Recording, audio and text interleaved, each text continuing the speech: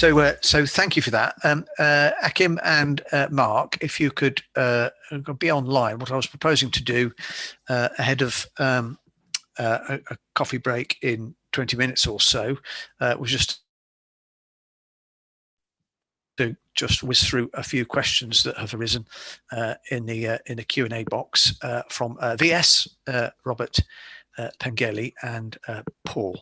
So VS, apologies, I have no other moniker for you than VS. So hello, VS.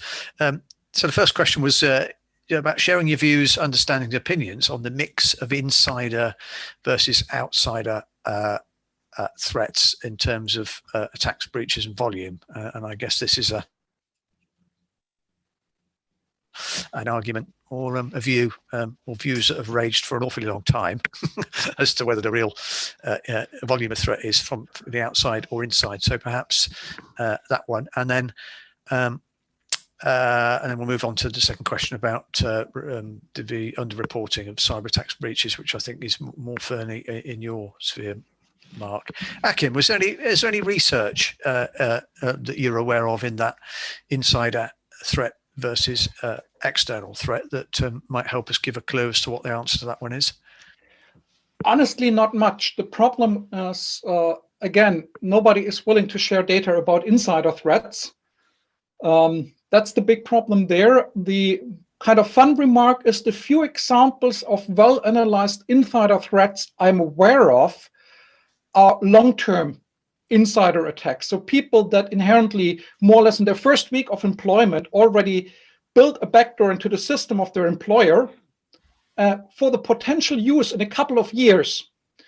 So funnily enough, not that kind of scenario like, oh, I might get fired next week, so I'm now building in a backdoor, but more they build it in, they maintained that backdoor over years of their employment.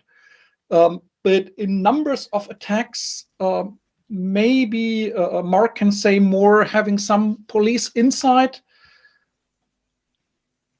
Yeah, I'll jump in. It was useful to have sight of the questions because I did some whistle-stop kind of research during the break there. So I think the first thing to say is that, the quote around lies, damn lies, and statistics. What is an insider attack? Because many of those looking at this would classify a malicious insider attack under the same category as a negligent insider attack, which is to say somebody who's disclosed their credentials. And of course, as we've seen, that's happening not because somebody's even negligent, it's potentially because they haven't had the right training. So there's a whole question around the classification.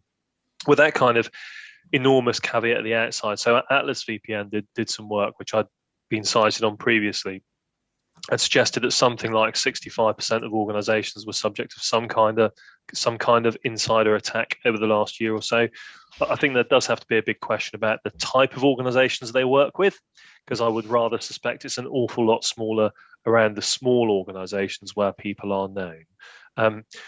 But certainly, one of the things is that within that category of insider attacks, roughly 2/3 of those related to I guess what we'd call incorrect access permissions, so either privileged or entire admin user access permissions. So there's a lot of stuff that can be done here by simply making sure that the systems are properly bolted down. I think we spoke about that as well. The other interesting statistic, recognizing that insider covers a pretty big gamut, is that it's something like, on average, 2.5 months between the initiation and discovery of an insider attack. So, once that foothold is there, once that bad actor is inside the system, it's not immediately apparent, and the checking mechanisms aren't necessarily in place. So that's probably it from me, Robin. Yeah, thank you. Where do you have the 2.5 months from? That's much faster than my last statistics I've seen. Yeah, so again, that's from the Atlas VPN, but again, I guess that's around, if you categorize as negligence, then does that mean that I phone my help desk and say, I think I may have been compromised, and so a change is made, and so within 3 days, bringing the numbers down, my insider attack, in quotes, is put right. So I kind of go back towards that thing around lies, damn lies, and statistics. But I think we can say that it's a growth area again, and depending on how we classify it, likely to be even more so. Yeah, and I think part of me reflects back on that. It's all about, security is about people, process, and technology, and the largest rump of that is people. So I guess logically you would conclude that people on the inside of organisations will always be disposed to make mistakes, and maybe that just covers the tracks of those that are conducting more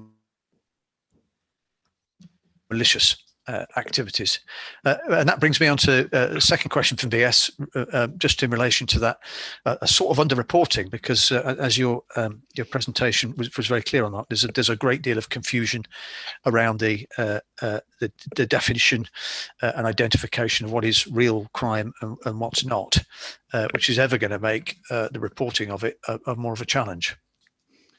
Yeah, I mean, there's a few things to say on this. It's a really interesting question. I picked up on some interesting chatter from the other side of the pond, where US and Canada both sort of verbalizing whether it should be made mandatory to report cyber breaches. If it's an issue of national security, there's certainly a question that you could pose there, isn't there? And I guess in the banking sphere, we do have mandatory reporting of certain things. That feels impossible to me, frankly, and I'm sure it does to many in the audience as well. It's just impractical with the volume and the profile of people being impacted by cybercrime. I think the obvious solution is to make it really simple. And the suspicious email reporting service is a great example of that, isn't it? Where, within literally 5 seconds, you forward it to an address and there's your report. It's all in place, it's all done, and we can collate some numbers so we can understand a bit more about the extent of the problem. There are, at national level, I think, some solutions which are coming into place which will help us again to understand. So we're all aware of the information sharing partnership for cybersecurity, which has been in place for some years now. Cyber Alarm as a latest and probably more comprehensive iteration building on that will be really useful. So for those of you that aren't aware of that, that will be a system that effectively bolts onto your server voluntarily and shares detail of the traffic, the scanning, the ports, the activity, so that automated threat reporting becomes more possible for those that are subscribing to the service. So sharing information in an automated way feels like a good way.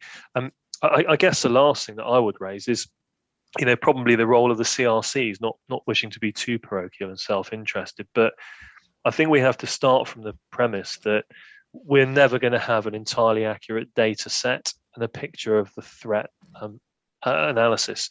So actually sharing information in whatever way feels like a great place to start.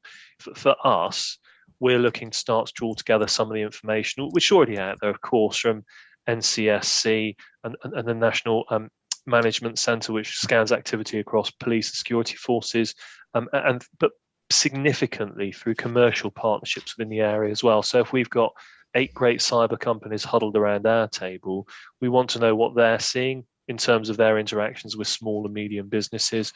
We want to know at our board table what's happening with larger players. So it's bringing those threads together, really. I don't think we're ever going to get to the place where we can say, the answer to life, the universe, and everything is 42 or 23 or 17. But if we can build in some of the gaps in the picture, remove some of those clouds, I think that's helpful.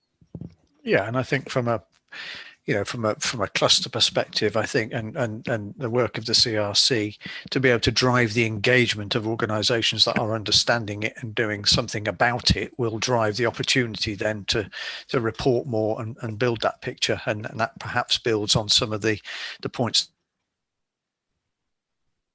that Achim was making in terms of the AI piece. Before I maybe cover that, Achim, maybe we'll slot that. I mean, just to quickly add here. Another thought on that is the kind of attacks that we have against systems where personal data is being involved, credit data and the like, credit cards and stuff like that, where a lot of people have to be informed about the data breach. That's a good proxy for also the attacks that happen between businesses, where less partners are being involved, and therefore the attack itself can be kept secret more easily. But at least it gives us an idea about the numbers. There's no reason why not a similar large number of attacks should happen to businesses where no personal data is being involved. Yeah. Yeah, as you start to build a picture, a correlation and a picture of an indication, it's like in business terms, as with all government initiatives, it's what's the size of a problem? Am I spending £20 to save 5, or am I spending £20 to save 200? And once we have the data, we can form the policy to make the appropriate judgment calls, I guess. So hopefully that satisfies VS in those couple of questions. I move to Robert's question, which is, I guess a little bit maybe purpose towards Mark, certainly in terms of how much of this is homegrown, how much of our own folk are attacking us, or similarly, again, winding back 20 years, as this was starting to become the dominant feature of what the National Criminal Intelligence Service and the National Crime Service were looking at. The propensity of Eastern European gangs to jump on the bandwagon and make significant amounts of money. So yeah, it'd be interesting to hear your view, Mark, if you can share one from a policing point of view, certainly. Yeah, absolutely. So the answer is very definitely 19 on this one as well. It's really tough, but what I can say with some real certainty is that we are moving away from a landscape of organized crime groups and more towards one of individuals. Similarly, we are moving away from, I guess, the old stereotype towards a much more democratized and homegrown threat level. So, I spoke briefly around that kind of furlough piece and the activity we see on chat rooms, that there are a lot of people sat in spare bedrooms, I hope not wearing hoods because all the pictures show, but who are engaging in that kind of hacking activity on their own basis now. So, frankly, we are finding that really tough, I think, to deal with at security level. We've seen that the tools are now out there, which beforehand were used by far more organized, technically competent groups. That there's a kind of walkthrough process that you can teach yourself that from home. You can buy elements of it as a single actor. The costs are quite low. So rather than they're thinking about, a top 50, let's make up a number. Actually, it's really difficult to know where a little red light is going to pop up on the map next. I guess we could hope for a data point some point in the future. It's really tough at the moment because COVID has kind of halted a lot of that survey-based activity. But I'm not sure it will ever give us a really clear answer. 19. I think what we can say with certainty is that it is shifting now. I also think it's important to say that stereotype of the kind of bad grammar email that would be obvious to most of us, but maybe was deliberately bad to see who was daft enough to fall for it. There's a stereotype. I'm not sure that that's the case anymore. What we're very definitely seeing is that there's a great professionalization here around particularly phishing scams, so that the aim is very much to make them look professional, so they look like that Microsoft front end page. They look like that typo domain that's letting you log into a Zoom account, but actually isn't. There's a real degree of sophistication around this, and I guess does that presuppose a degree of domestic familiarity with both the language, the grammar, and actually the context of the systems that people are using? I think it probably does, but I want to put some caveats around the areas where I'm making leaps of faith and where there's the evidence. So it's growing, is probably as far as I'm prepared to venture on record, but hopefully some of that background helps a little bit.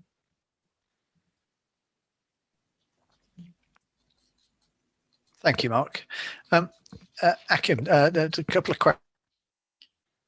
questions come in, one from Paul and one from Peter, more around the AI element. And apologies, everybody, my internet's starting to wobble a bit for some reason. I'll go in the coffee break, I'll go and reset it. So if I'm breaking up, apologies, but I won't hog the airwaves. So Achim, a question from Paul around please step forward the real AI. Where is it fitting on the hype curve? And do we see a mirror in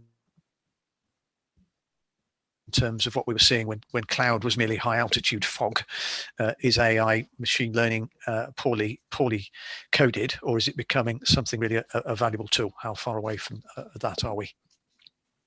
I think it is already a valuable tool, and it will become a valuable tool. But as said, not everything but is advertised as AI is already using it in that sense. So there's room for further development and improvement.